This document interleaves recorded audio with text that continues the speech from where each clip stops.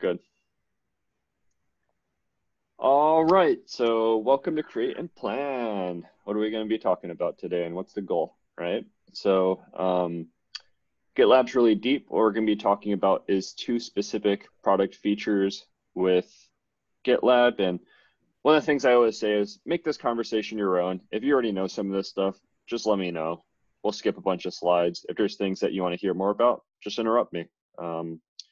Ultimately, my goal with this session is so that I can serve you and to better make you understand and articulate this so that you can have better conversation with customers, right? So that's it.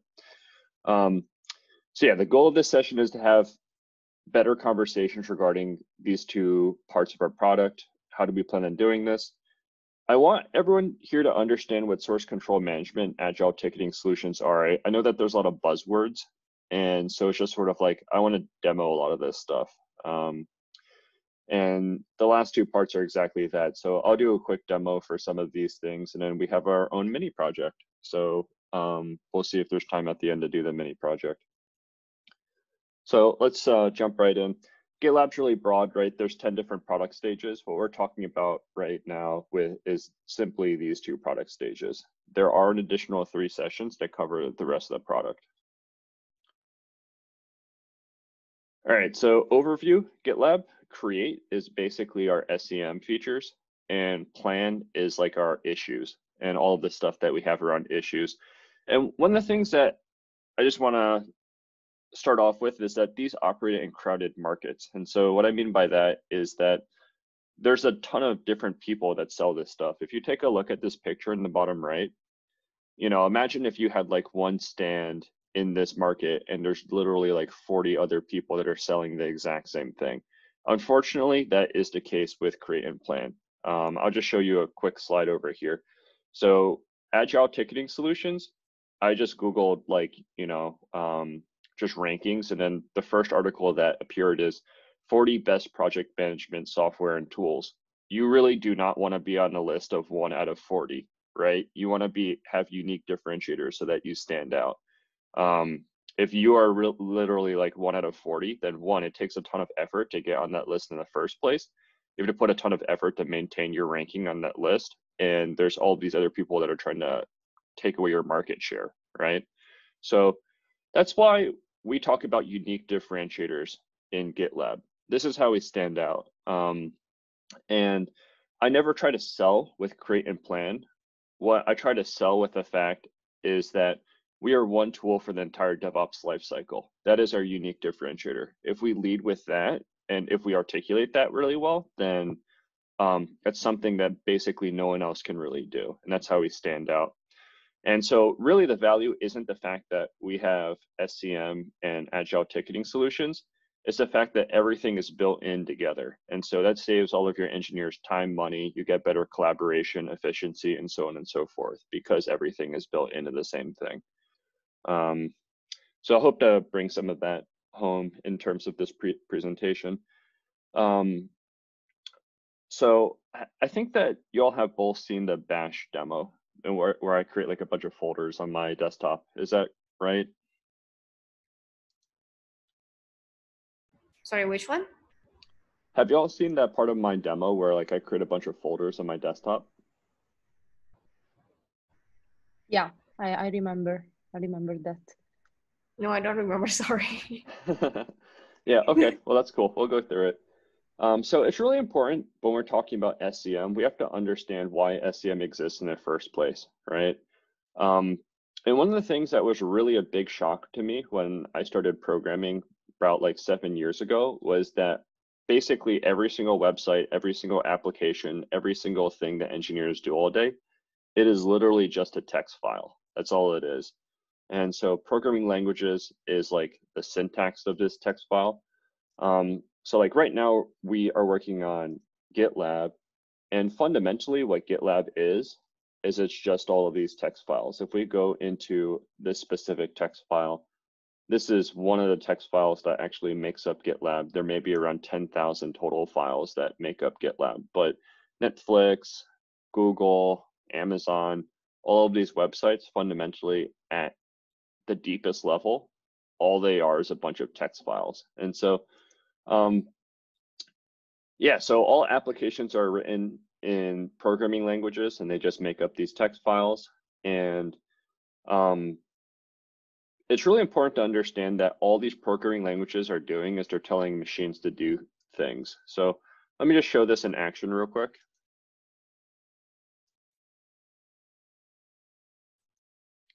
Can you all see my screen?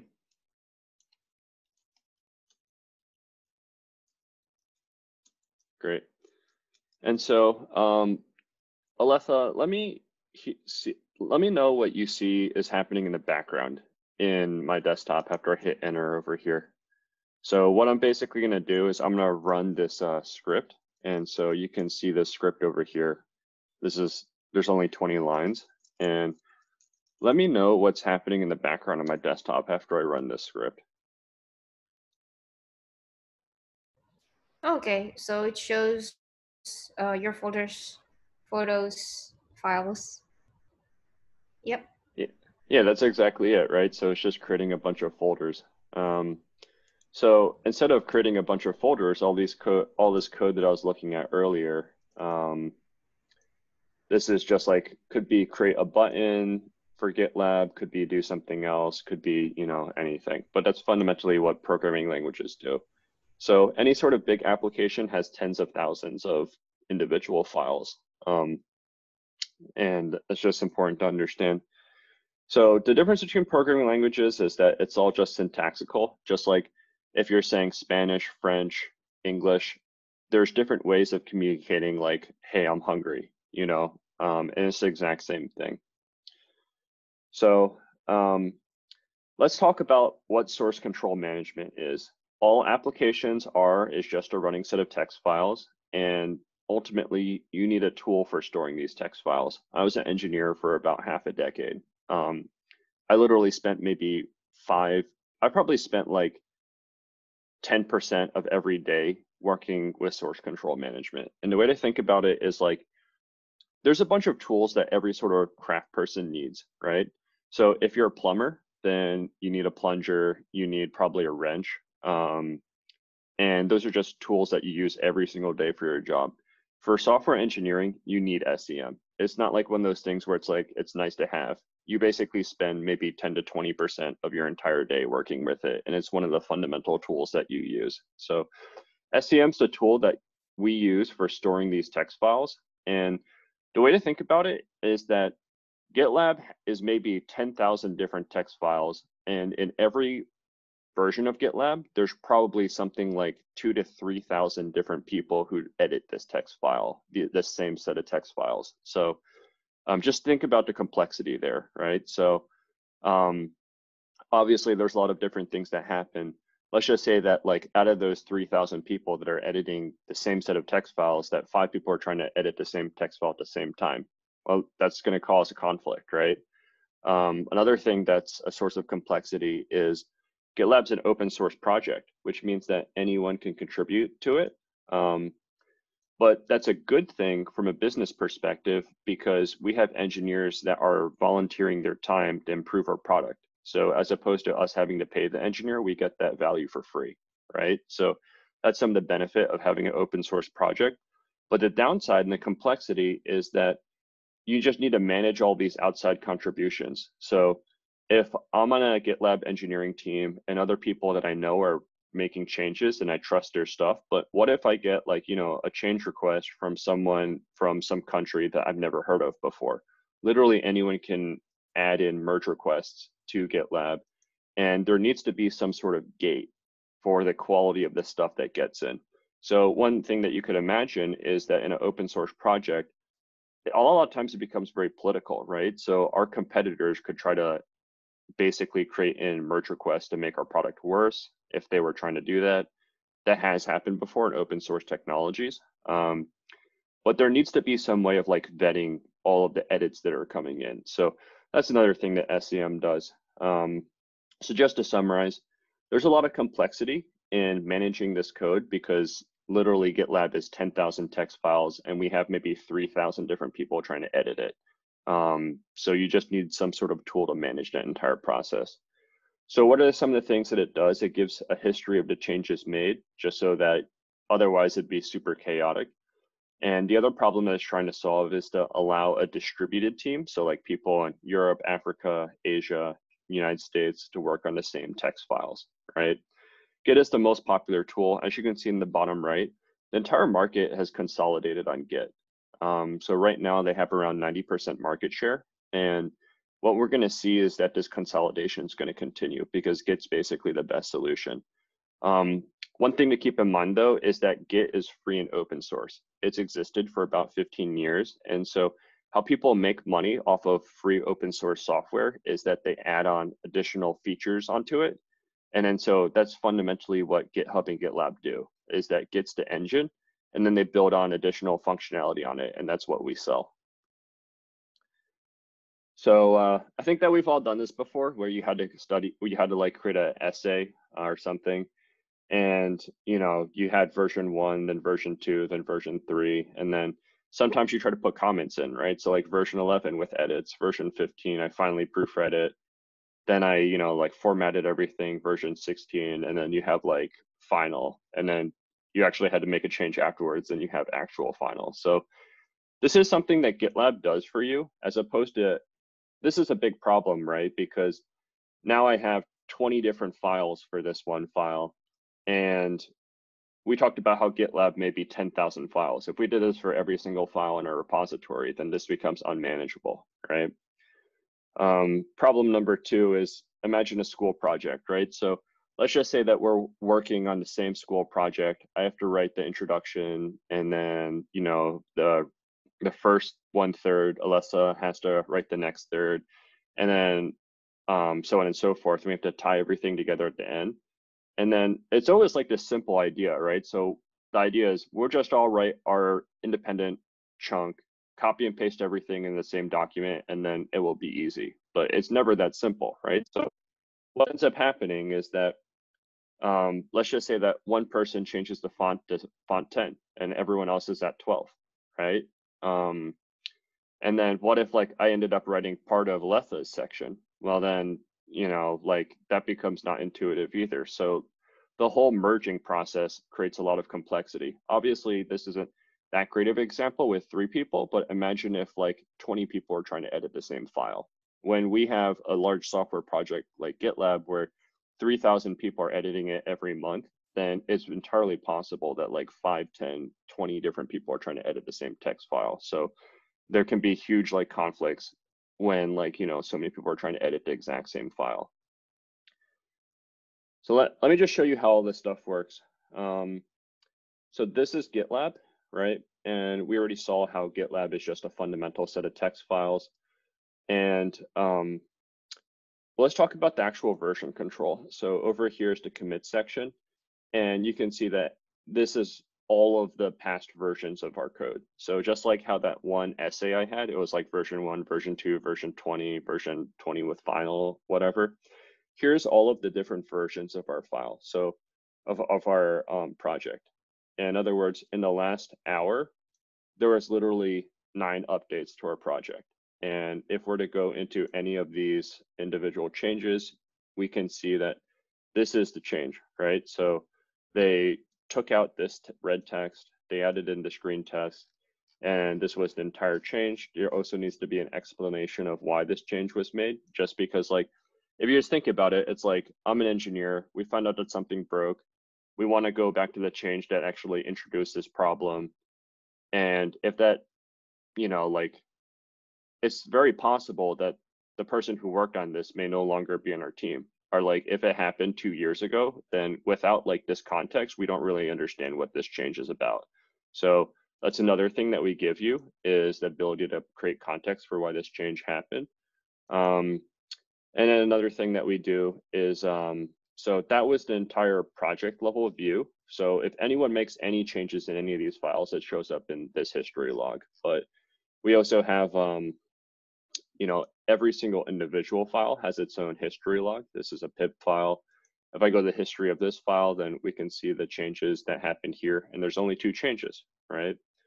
So when we're talking about source control management, then we're really talking about the management of these text files and how we allow different people to work on it. So we just talked about like how we give history. Merge requests are how we allow a lot of different people to work at the same set of text files. We talked about how there needs to be some sort of gate, right? Without the gate, then, you know, our competitors can come in and destroy our product.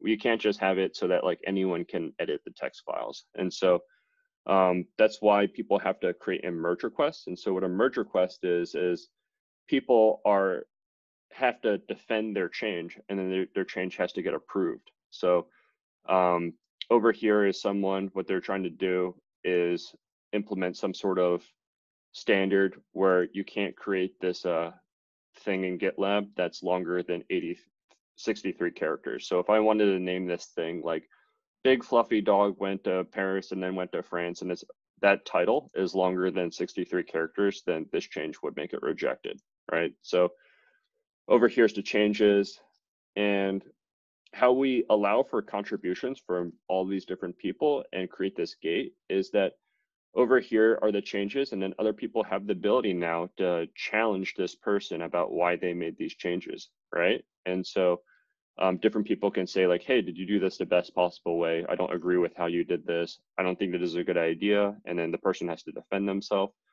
And this is how we enable collaboration in general in GitLab. So that's just an overview of how SCM works. Let's talk about the workflow. It's important to understand how this works at like a high level. I'm not going to get super granular, and this is an engineering class, right? But the whole idea is that there's a master branch, and what the master branch is it's the universal and best version of our code. And so whatever is currently running, that's considered the master branch. So now let's just say I'm some developer, I'm starting to work on my new thing. My boss asked me to make a new button or a chart or something. So what I actually do is, the first thing that I do is, once again, GitLab is a set of maybe 10,000 text files. I create what I call a new branch. And the whole idea of branching is I'm going to copy and paste that set of 10,000 text files from the master branch onto my local machine. So right now, when I created this branch, these two sets of code contexts are absolutely identical. It's literally just copied and pasted all those 10,000 files. Now I'm going to start to implement this like new button or chart or something. So I'm going to start coding. Every time I hit save, that's what we call commit. So I make some incremental progress, hit save. This is one commit. Then I make more progress, hit save again. Finally, I have 3 saves, and then my chart's done, right? And I've solved my issue. So now what I want to do is I want to get all of my changes, which I'm very proud of, back into the master branch. And then that's ultimately how I get credit as an engineer. So what I do is I finally create this merge request. The merge request needs to get approved, but once it's approved and merged, then these 3 saves are going to be reflected in the master branch, and I'm done. Quick question, Chris. Sure. So when you said that when we, the blue dots in there, like your work, you said that when we save something, it's called commit, and I also often heard of something called push, like so commit and push. So are those like 2 different things, or yeah? So how does push work? Yeah, that's a really great question. So every time you hit save, that's a commit. You can literally think save equals commit. But the idea of pushing all of these saves, what that is like, I've made all of these saves on my local version of my files, but now let's just say I want these saves to be reflected in like the GitLab server or something like that. So I know that like this is a truthful answer. If I can help clarify this, then let me know. And so like we have to remember that GitLab is a cloud service. And so all of these files over here for GitLab, they literally live in some sort of server in a Google data center, right? So the master branch and all of these files are in a Google data center. When I start my own work, I'm creating what we call a local branch. And so I copy and paste all of these files onto my computer. And now these files are existing locally as opposed to in the cloud service. And eventually, I need this branch back on the cloud server for comparison purposes. And so that's the idea of pushing my changes back into the cloud service. So pushing basically means, or just to like sort of go from the beginning, master branch is basically what's currently running. I want to edit this. I can't edit the master branch because if I screw it up, then GitLab goes down. So what I do is I create my own copy. My own copy exists on my Mac. And every time I hit save and make, some incremental progress, that's a commit. And now that I have this code updated on my MacBook, then if people want to see it and, compare it to decide if they like it, then they need to have a version back in the cloud service so that the cloud service can compare the master branch to whatever I've been working on, right? They can't just compare it with whatever's in my MacBook because it doesn't know about what's in my MacBook. So the idea is I'm going to push this entire branch into the GitLab server, and then the GitLab server is then going to compare these two branches. So in this merge request view, they are actually like comparing one branch to another, and that's how these changes are made. I hope that made sense. I know that that's a lot of technical stuff. Yeah, that explains. Thanks. Great. Like it's the same in SaaS and self-managed, right? Whereas in self-managed, like maybe my own work will be, copied and pasted from the company server to my own laptop, and then when I push it, it will be like pushed back to the company server. Yeah, To the exactly. Okay. Yep, that's perfect. All right, thanks for asking that. All right, so let's just go through everything again. So from start to finish, how I get credit as an engineer is I solve a lot of issues. If I solve a ton of issues, then I get a promotion.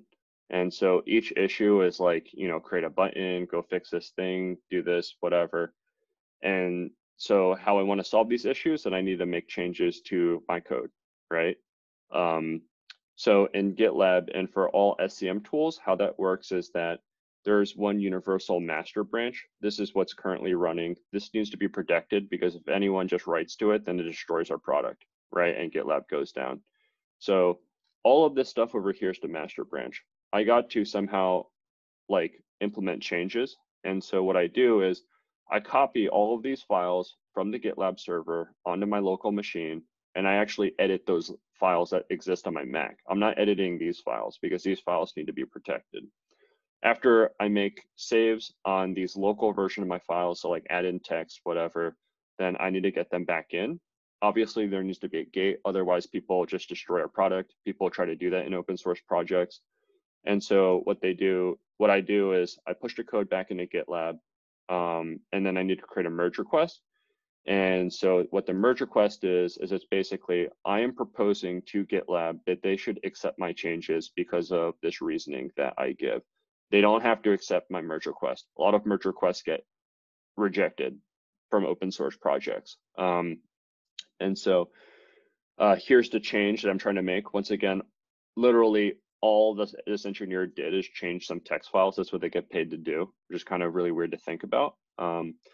But if enough people approve this, then, so you can see this says requires approval, right? This is the gate.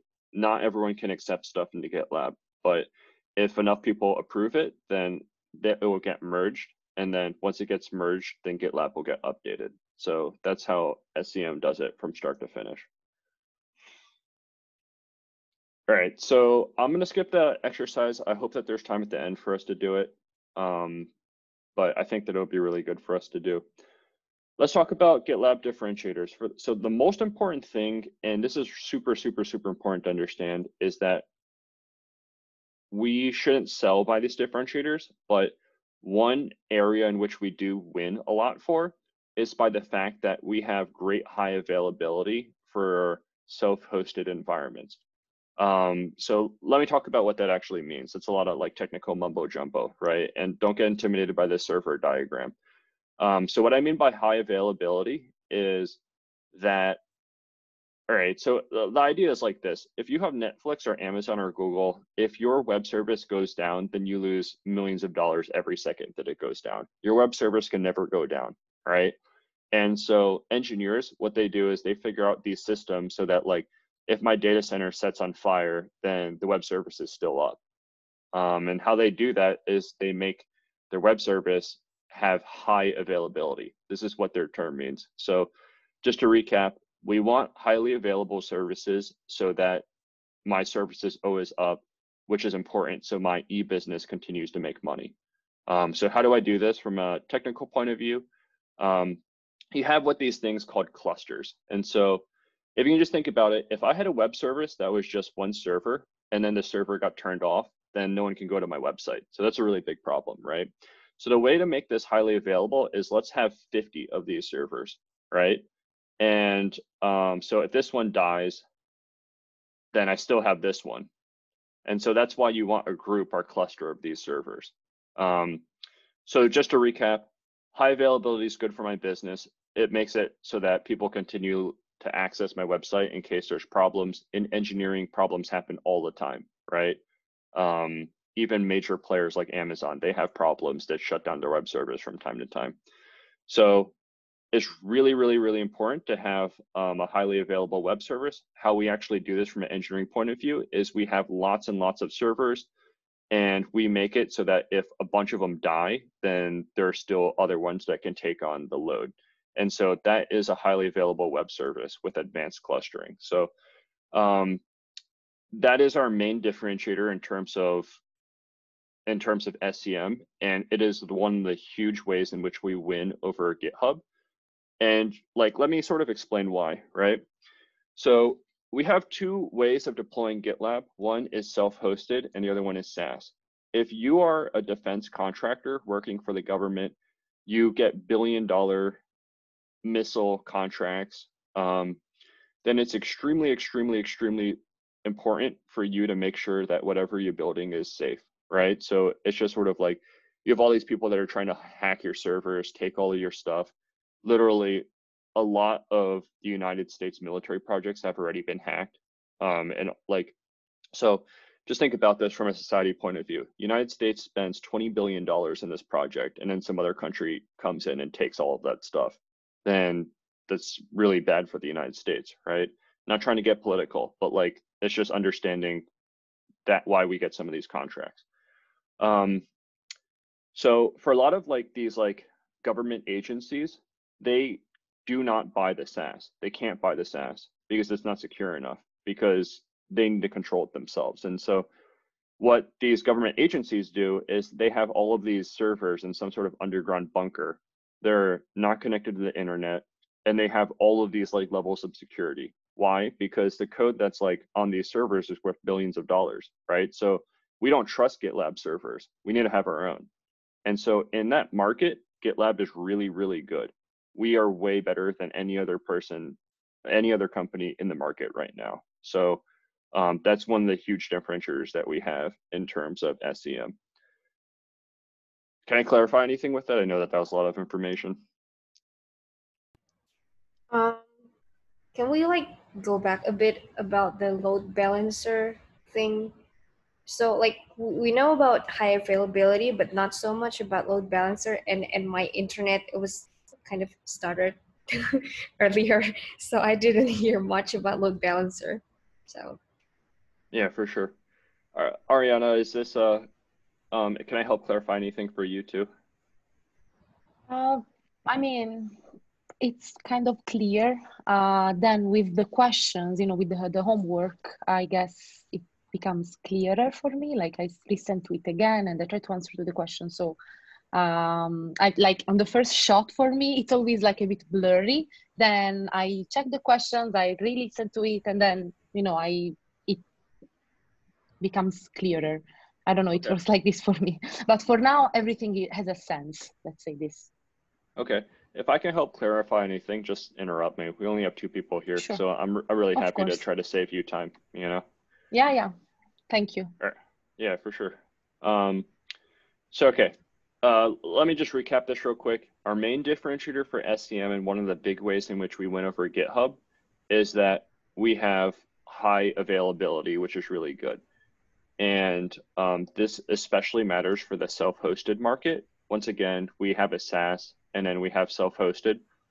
And so the reason why this is really good is because if I'm a government agency, I don't trust the GitLab servers. I need to go have the code in my own servers. And I'm going to put these in servers or in some sort of underground secret chamber, right? Because like and this is required for, the ability to do this is required for some sort of contractor to win a deal with me. If they want my business, they have to be able to do this. And this is why we win a bunch of government contracts. So what high availability is just sort of like the idea that I got to have whatever, my website running at all times. I have a bunch of servers that are running this website, and if one data center sets on fire, explodes, then my web service should be unaffected. And so over here, I have, how you actually do this is you create a cluster of servers with a load balancer. And so the whole idea is that like, what a load balancer does at a really high level is you have all these people who are trying to access my website. So, you know, if I go to Google, then what the load balancer does is that it says, okay, this server take the first job, then this server take the second job, then this server take the third job, then this server take the fourth job. So it basically distributes all the work among the servers that you have. And then so that's an important ingredient of a cluster. And the whole idea is high availability is if this server dies, then I still have additional servers that are ready to work. And so that's how I implement high availability through a cluster with all this other stuff. The whole point is that, like, just to recap, government contract are, you know, like advanced security protocols in general will require high availability. So if we hear like that people are interested in self-hosted, you can ask them why. If they say we have all these security stipulations, then tell them about all the great high availability stuff that we have. We're the best at this. If you just say literally, great, I understand that you want self-hosted because of all your security compliance protocols. We're the best at this. Let me tell you why. Then we instantly have demonstrated something that our product can do that no one else can do. And then it dramatically increases your chance of getting an SAO. So definitely keep this in mind. Okay, so other things that we do, advanced merge request approvals. So this is something that GitHub doesn't do, and it's something that I really like. The whole idea is that like we showed that like if you want to get your merge request approved, then you need a bunch, you can make rules. So what you can do with GitLab that you can't do with GitHub is be able to say, all right, I need one person from the test team to approve it, two people from the security team to approve it, and if it changes this really, really important file, then I need a director level or above to approve it, right? GitHub cannot do this right now, but we can make this really granular. So that's really cool. And in general, that's our differentiators. All right, great. So project management. So let me stop to see if I can clarify anything. I know that that last chunk was a lot of information. Can I help with anything? All good so far. Okay, did the load balancer explanation make sense? Yep, Great, thanks. Great. Yep. Same here. Okay, cool. Let's talk about project management. So when we're talking about plan, this is what we're talking about. Plan from a GitLab perspective, that product feature set. So it's like, you know, this is create and plan. Plan is project management. So let's talk about why this is important. We're planning a huge wedding. There's 300 people coming to our wedding. This is obviously a huge organizational challenge, right? So there's a lot of different things that we got to do.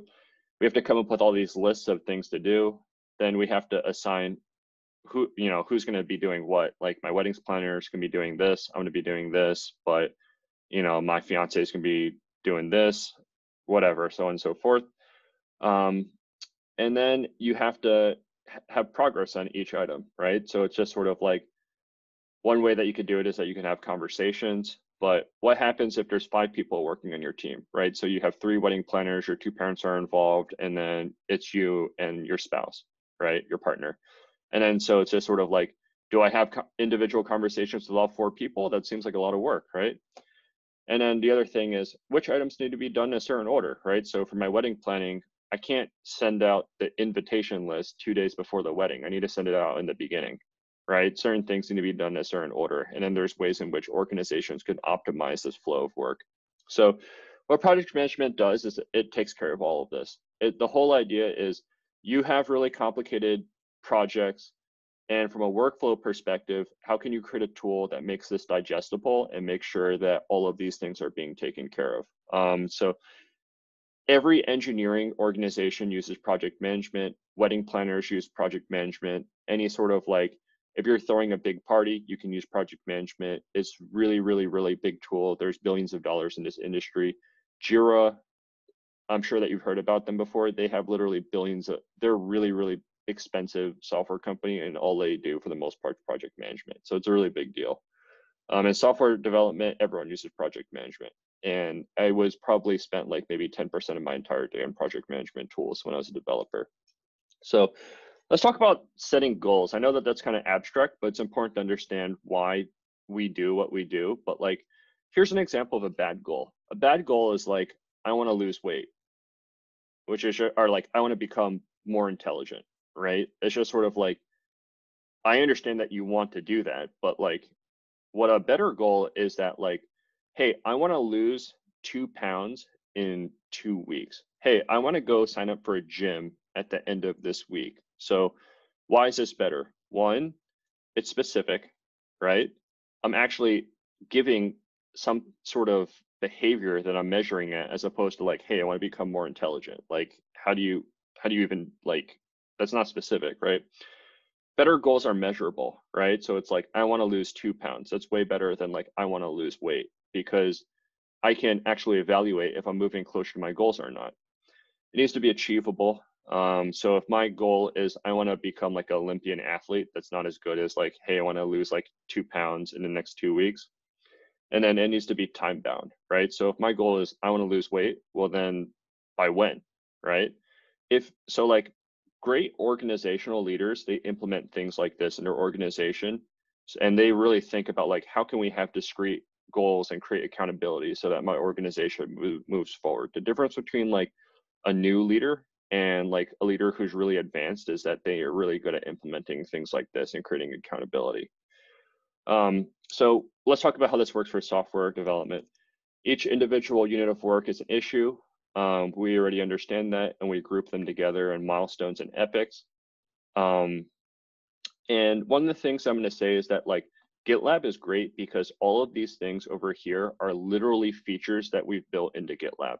So we make our goals, our issues, like specific. We make them time bound. And then this is one of the reasons why GitLab plan functionality is really, really, really good. And I'll show you how we implement SMART goals with GitLab. So you can group together as milestones and epics. And what are the benefits, right? Like we got to talk about what sort of organizational benefit, how do we help out our customers, right? So issues allow for public collaboration. We already saw that. They provide history. Actually, let's just show how this works. Actually, I already have it up. So here's the issues list. Let's scroll into this one. And so this is like a unit of work for an engineer. If an engineer does this, then they get credit. If they do a bunch of these fast, they might get a promotion, right? Literally, like all the engineers in general are ranked. And so it's just sort of like, if I'm doing 50 issues and then other people are doing like 10, well, then my manager is going to see that, and that's going to be part of why someone gets promoted and why someone doesn't get promoted. So here's the issue. And let's talk about SMART goals, right? So time tracking, this is as engineers put in the amount of time that they're spending on this, then that's how we keep track of it. And then so this helps out our manager, because like if someone's not spending any time on it, then I know like, hey, that's a problem, right? Another thing is if an engineer is spending way too much time on it, it means that they're probably stuck and maybe they need help. right? So a manager can come in, see what sort of bottlenecks I have in my organization through time tracking. Other things is due date. This is how you make it, your goals time specific. We talked about that with SMART goals. So as opposed to just having, you know, like before, like all of these project management solutions, then you just say like, hey, Rachel, you need to do this. Hey, Bob, you need to do this. But like now that everything is super visible, you can't argue with it. You can't say that your due date's forgotten, because when I was a manager and I created this issue, I created a due date, right? So there's discrete accountability now. Other things that are important, assignee, right? So that's really important to know who's working on it, so on and so forth. But the issue is created. This is what they need to do. They need to go do something for integration tests. All right, great. And then now people can collaborate on this. And so let's talk about this wedding example. So let's just talk about like, yeah, this wedding example. One of the things that I said is there could be 5 people on your wedding team, right? So you and your partner, your parents, your wedding planner, and then like your maid of honor, right? And one of the organizational challenges that you have is like, let's just say that you found a great venue. And what you can do is you now need to communicate that to 4 people, right? So if you had one-on-one conversations with 4 people, then that takes you 10 minutes times 4 people, which is 40 minutes. If you create an issue and then you just say like, hey, you know, like, hey, everyone, and then you list all their names, like this person, and then the 4 people on your wedding planning team. And then I found a great venue. It is here. I like it because A, B, and C. All of a sudden, I've communicated it with my entire team, which saves me time. And then also, let's just say that like I find out that a new person wants to come on, right, and then help out with my wedding planning. Then all I have to do is I have a history of all this stuff that's been going on in my decision-making process for my wedding. They can just go in the issue and then read why we made this decision. Otherwise, if I put someone new on my wedding team, then I have to have a conversation with them. I picked this venue at this date because of this. And instead, if I got a new wedding planner, then I could be like, hey, take a look at all of these issues that have to do with our venue and our catering. It has all the history there. Can you do X, Y, and Z? And then they can just read the history and then understand what still needs to be done, as opposed to like all that stuff being forgotten, right? So yeah, the history is really important. A lot of times developers, there was some change that was made by someone who doesn't work for the company anymore, and then the decision was made 2 years ago. So by having all of your issues and all of this history, it's really important, because now there's a discrete way of us understanding why we made certain changes to the product like 2 years ago, right? So they go back and forth, they collaborate. All this collaboration makes us have a better product. GitLab is really, really good at collaboration because it's one tool for the entire DevOps lifecycle. So as opposed to just the developers collaborating on it, you can have the security, the tests, DevOps people collaborating on it, and all of this collaboration ultimately makes, when you use GitLab, you get better software out of it. This is something that's really, really, really important. It's not just fluff. When I was an engineer, like if we had this would have saved us time. All right, so public collaboration is really important. Anyone can come in and see it, as opposed to having 5 different conversations, you just have one. Providing history, this is really important. If you know, someone gets fired and then 2 years later, the person who was working on this thing isn't in the organization anymore, we can just go in the system and see what he was thinking about. So that shared history is really important. Accountability with due dates, that's really important. Give management a sense of progress and optimally sequence work. So let's talk about this. This is additional things that we have in GitLab. GitHub does not have this. But one of the things that's really important for organizations is like predicting how long this is going to take. If you think about like, I'm planning my wedding, I have a certain amount of time that I need to put into this. My wedding date is already communicated with 200 people. So it's like, I can't change that. I need to figure out if I'm tracking to like get this done on time or not. And if not, I need to go figure something out, right? So it's like, I need some sort of way of figuring out how much work's left. So this is what we do with milestones. Over here, you can see this project started with 662 issues. And as people start doing these issues, then they start getting closed, right? And then over here, we're about 50% done. And over here, we can say like, all right, we are now on track to finish our project in August. And I can discreetly, from a data-driven manner, understand that. So it's like, if I were wedding planning with this, and we're 2 weeks away from the wedding and we're still up here, then we gotta go push our wedding date back, right? So this is really, really important for management. It's important for directors, about just sort of like, one great question to ask is like, how do you know how much work is done in your projects? 95% of them have no real good way of figuring it out. And so milestones is a really important thing for a lot of people. Over here, if they have Jira, then Jira does have this. But like for people with just GitHub and stuff, they don't have this. All right, so now let's talk about optimally sequencing work. So like in terms of our project, one thing that's really important is like, I can't send out my invitations per wedding at my end. I need to send it in the beginning. There's other things that it has to be like in a certain order, right? And then other things is just sort of like, imagine you have like 5 people on your team, right? One person is going to be on vacation these 2 weeks, and he's the only person who knows how to do this stuff. So I got to go plan out his schedule so he does in the beginning, because if he is on vacation, then it's too late, right? And then all of a sudden, like, other people are blocked until he gets his stuff in. So this is what the roadmap does. The roadmap tells you who, like, what we're working on when. And the whole idea is that, like, all right, if there's too much stuff all in the beginning, then we got to go spread all of this work out more. And so that's basically what the roadmap view does. So just to recap, this shows you all the different projects that are happening in my organization at any point in time. And so a project manager can go into this view, and then he's going to think about like, man, I got to go spread all this stuff out. If not, everyone's going to be super stressed out. So we need to go spread this out. How do we spread this out in a way that makes sense? Well, this project's the most important. Let's do it first. These projects have due dates. This project doesn't matter as much, so we can just put it in here. This is what the roadmap view does. And this is how organizations organize their work better. That was a lot of information. Can I clarify milestones or roadmaps or anything? So roadmap is basically like a Gantt chart, is it? GANTT Gantt chart. I think that the answer is yes. I don't remember exactly what yeah, they're the same thing. Okay, cool.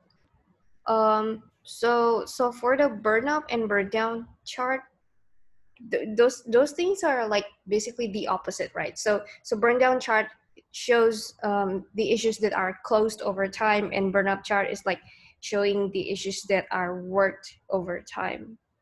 Is that correct?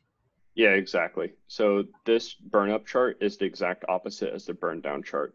Burn down chart shows the number of issues that are remaining. Burn up chart shows the issues that are closed.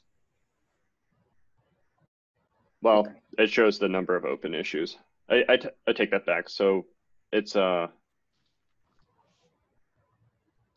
yeah, these two are basically it's 2 ways of showing the same information. Okay. So the burn down chart shows the open issues, and no, how was it? Yeah, that's exactly that shows right. The it's open issues, and the other one shows the completed issues. So one of the things that's kind of confusing to me is that this burn up chart, I know that we can customize our stuff in GitLab, which is why like this burn up chart is like, so I'm going to take as an action item to investigate this burn up chart, because I think that we may have it configured differently. Traditionally, burn up charts show the number of closed issues, but what this graphic is showing is the number of open issues, which is confusing to me. So I'm going to take a note of this. The same of the burn down. Okay, yeah. Yeah, exactly. Okay. All right, thanks for I'll get back to you all about that. So the theme of all of this like plan stuff is work, right? So for some massive project, I have 100 people working on this thing, all sorts of different things. Managers need to understand what's happening. They need to like plan out like who's doing what when, and the difference between doing this well and doing it really well is a huge difference for our organization, right? And that's what agile planning does, and that's what our plan functionality does in general. The reason why it helps out organizations is that we allow people to implement SMART goals. If you implement SMART goals, your organization is going to win. And if you implement SMART goals in your own life, then you'll have better goals in general too. And this is something that is pretty resilient. So let's talk about Kanban charts. This is something that you can do in GitLab. I'm not showing GitLab. I'm actually showing one of our competitors. This is Trello, our competitor. And so what a Kanban chart is each of these is an issue. And the whole idea is like, Kanban started with factories in Japan. And so there was, and it's like this gigantic conveyor belt that goes down, right? So in the first stage, then people do something, and they put it back in the conveyor belt. Then it goes to the second thing, and they do something else with the product that they're working on. And then at the end of the conveyor belt, they have like their product that's done and ready to sell, right? So what a Kanban chart is from like a project management point of view is you have a bunch of columns and it mimics this conveyor belt. So in the beginning, nothing's happened yet. And at the end, things are done. So the idea is that here's this issue, it's in the queue that hasn't started yet. Then someone's gonna wanna start it. So, you know, I assign myself to it, I'm gonna start it. And then so the first column is like, I gotta research it. Then the second column is that I gotta start implementing and doing it. Third column is that I'm done, it needs checking. Fourth column is that it needs to get put into a box. And then fifth column is that it's done. So the whole idea is, I'm gonna give you another example. We have this, we're planning a wedding. Us three are wedding planners, right? So there's 300 things that we need to do. We create 300 issues for everything. Everything from like, what tablecloth are we using? What flowers are we using? Have we sent out guests? Whatever. All of the issues start out in the queue. I assign Aletha 1/3, Ariana, you get another third, I get a third, right? And then so we put our faces on it, and then we start doing it. And as the issues go from left to right, we know how much work is left in our project. So all the issues start out here, and then once they're all in the done column, we're done. And a project manager can come in very easily, see, all right, there's a bunch that's still in here, but a bunch of it is being worked on. That's great. And let's just say that out of the 300 issues, 200 are in the queue, 100 in progress, 0 and done. Well, we're in the beginning phase, right? Now let's just say we have 300 issues. All of them are out of here. 100's in progress, 200 are in done. Well, then we're probably close to being done, right? So, yeah. Was that clear? If not, let me know. Yeah, it was clear. But can you do this with GitLab, like in the same way, or Trello is just better to organize? Or yeah, you can totally do this with GitLab. The reason why, so like here's the issue, and you can create an issue board, and then you can have different columns like not started yet, assigned, in progress, needs checking, done at the end, which is your close column. So you can create a board, and then your board can be like a Kanban chart. So that's something that we totally support. Okay. Cool. All right, so what are the benefits, right? We talked about public collaboration. Once again, that story about like, hey, we have 5 people that are working on this wedding. If I'm just communicating like by phone to everyone, then I have to have 5 conversations. If I have one online tool for it, then I can just like @here everyone for it, right? And then they can contribute. Provide history. So let's just say that one wedding planner, you know, like has a family emergency, has to leave, I have to get a replacement, as opposed to, and we're like, have 6 months before our wedding. So it's like, if I got this new wedding planner, then I got to now have like a 4-hour conversation about everything that we've done so far, because without a project management tool. With a project management tool, I can say, hey, we use GitLab for this. Take a look at these 30 issues. These are the ones that you're gonna be working on. All of the collaboration that happened back and forth is the history of what we've decided so far. And then so I save myself a bunch of time, right? And them asking me a ton of questions. And so that's how all of that collaboration for our issues, right? Over here, like they can come in, and then realize what the last person was thinking about has all this history, as opposed to them asking me a million questions about like, all right, I know that you wanted this like flower vendor, like why, you know, so on and so forth. So the history over here is super, super valuable. Provide accountability, track progress. We do that with milestones, due dates, give management a sense of progress. It's milestones, helps to determine how to optimally sequence work. We do that with roadmaps. So what are differentiators? Burn down charts is a big differentiator. Last time I checked, GitHub does not have burn down charts. When I was an engineer, we had to have someone spend like a week on it to build out something, and it wasn't that good. And so like a week of engineering time, which is worth to the organization like maybe $1,500 to build something that GitLab has, you know, already, right? Time tracking, roadmaps, they're all important. And that's some of our differentiators. Honestly, these are the three that we should talk about: roadmaps, time tracking, burn down charts. All right, so we got to talk about our competitors. Competition is really important for this. We saw in the beginning, literally, you can pull up a list of 40 of the best project management tools. But not all of these 40 competitors are equal. Jira is like by far the biggest competitor in software management. They have over 50% the market. Like literally they have over 50% the market. They've been super successful. I've used their stuff before. I honestly think that our stuff is better in a lot of ways than Jira, but it doesn't matter because they have a lot of they just have a lot of traction in the market, right? Other people who do this, Trello, we saw Trello, GitHub does all of this too. And then lesser competitors, you know, literally all of the other 30 people on that list that we saw.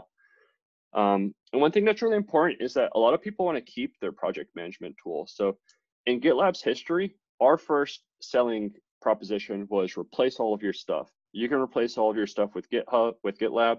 That saves you in license costs. And what people realize in our company history is that like, wait, no one wants to replace Jira. And then if we position our product like this, we actually lose sales. So maybe we should stop doing that. So the sales motion went from trying to replace Jira to how do we integrate with things like Jira? Why do software companies not want to move off Jira? Well, if you think about it, if people have been using Jira for like 5 years, maybe even like 6 years, and they have all of this history about like, you know, why they've made decisions and everything else like that, then all of this information is super, super, super valuable. So if they were to move onto GitLab, then now all of a sudden they have some of this history in Jira and then some of their history in GitLab. And that's really confusing for companies, right? And so it just makes sense to have like one tool. If you just imagine if I have a journal, imagine if I had 2 journals and then I wrote in some of the journals, if I wrote in one journal 50% of the time and then my other journal on the other 50% of the time, and I was just trying to make sense of what happened and like the story of my life, it'd be really confusing. It's the same thing about why if I've already been using a journal for my organization, I probably want to stick with it, right? So that's why Jira has a lot of incumbency. And this is why we've moved from a replace Jira motion to an integrate with Jira motion. But is it possible to migrate Jira issues, Jira project, the whole project management thing to GitLab? Or does any of the features in Jira, not exist in GitLab, so that some things are, irreplaceable? I don't know. There is some stuff that Jira can do that GitLab can't do. In my personal opinion, having worked with both tools, is that I actually like GitLab stuff more because I think it's simpler. One of the big problems with Jira is that it's super complicated to use a lot of the time. But once again, like if an organization's been using it for 5 years, it's really hard to convince them to stop using it, right? Yeah, I don't think that there's a migration path from Jira to GitLab, and I haven't seen any. But let me make sure that I'm giving you the right information, and I'll follow up with you on that. Okay. Yeah. Actually, another reason that I can think of why, Jira is sticky to most people is that usually people who use Jira, they use Confluence as well for wiki. So they've got like more stuff in there. And then if you suddenly move to GitLab, then, you know, you might spend a lot of time, you know, with the wiki as well. Yeah, So that's really important. Thank you for sharing that. I think that that's really interesting for me to understand. Thanks for teaching me something. yeah, because Jira and Confluence subscription are actually the same. So you pay for $7 per user per month for Jira, and then you get Confluence as well. I didn't That's realize that. yeah, that's what I know. But let me check if that's correct. Last time I checked, Okay, it was like, yeah. cool. All right, so that's competitors. How to recap everything, right? So GitLab's a very broad product. We have 5 different product categories. That's really great. If we get into like all these conversations about why our create's better, blah, blah, why this is better, then it becomes a tool A versus tool B comparison. And the fact of the matter is that we are better in some of these things, but in other categories we're not, right? But one of the things that GitLab does do, and our biggest unique differentiator, is the fact that GitLab can do all of this stuff. Really, no one else in our industry can do is as broad as we are. And the idea is that if you get GitLab, you get those benefits of our unique differentiator, right? So if your engineers spend less time integrating things, you save on license costs, and you have better organizational output because everything's consolidated in one tool. I was an engineer for half a decade. This is something that actually really, really does matter. It's not just like what our official sales stance is. Like, as an engineer, this is a powerful change, and it's something that really will help out our customers. So GitLab's one shared table, right? And what this means is that, like, regularly what happens is that your developers are at one table, your DevOps people are at one table, your security people are at this other table, and no one's talking to each other. But with GitLab, everyone is looking at the same issues, the same merge requests, and you have better collaboration across your organization. That alone could improve your organization 20%, right? So in terms of like making engineering teams more efficient, the fact that we have better collaboration because of GitLab, it's like a huge output of our product that no one else can say. Cool. So there's going to be a homework assignment that's going to come out. If you need help with the homework assignment, let me know. It should only take around 30 minutes. If it doesn't, let me know. But my goal for homework is that it only takes 30 minutes. And yeah, so what do y'all think about getting it in by this Friday? Is that fair? Yeah, no problem. Yeah, sure. All right, cool. All right, so I'm happy to clarify anything else, and I have 2 action items for y'all. So one is to investigate the burn-up chart that we saw. I owe that to you, Ariana. And then the second one is to investigate migration path to Jira, and I owe that to you, Aletha. So I have those as action items. I'll share the Google Doc for homework with you at the end of this session. Is there anything else that I can clarify? Unfortunately, I don't think we have enough time to do the little mini project, unless y'all really want to, which I'm happy to do.